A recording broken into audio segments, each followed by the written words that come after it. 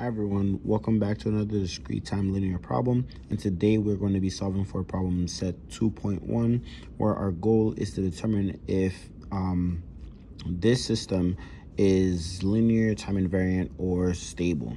So in order to do this, we have to look at our game plan. In order to find out whether the system is linear, we have to prove scaling in superposition. And this is how we are going to do it. We're going to be checking whether or not y of t is then equal to g of t. For superposition, it's the same thing as well. For time invariant, we are going to be checking our delays by t naught. And then for stability, we are going to be checking our bounds to see if the system satisfies this right here.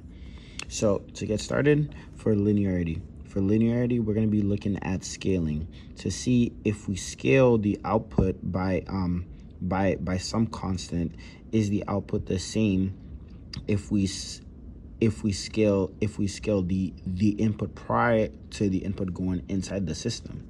As you can see right here, these two equations end up being the same, so then we can go on superposition, which after we do our superposition property, we found out that y of t is linear. For time invariant, what we have to do, we have to look into our delays. If we delay the output by t naught, is it the same thing if we delay the input by t naught before it reaches the system? And when we look at the output and compare it, we see that they both are the same. And now for stable, when we're looking at stability, what we have to be checking is for the bounds. Since we don't know the input, we can say that the magnitude of the input is less than or equal to b. So we're going to write our equation as the magnitude of the output is also equal to the magnitude of the system, in which we know that we can then separate these magnitudes because these two are the same.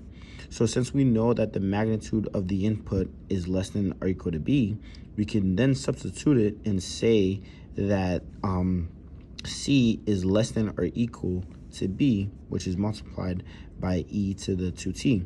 But since we know that this is an exponential, as the exponential is approaching infinity, it just dramatically increases over and over again. All right, so therefore we can then conclude that this system is not stable.